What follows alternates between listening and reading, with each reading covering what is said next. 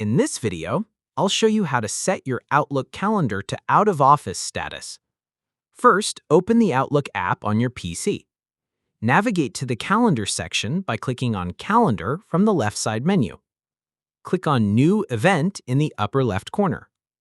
Next, select the date when you will be out of the office. If you'll be unavailable for only a few hours, set the time range. Otherwise, enable the All Day option. If you need to set multiple unavailable days, click on the Date Range selector and choose your preferred duration, such as 5 days. For more than 5 days, select Custom and specify the range. After selecting the dates, click on Free in the upper section of the event window. From the drop-down menu, choose Out of Office. Enter a title such as Out of Office. You can also add a description if necessary. Once done, click Save.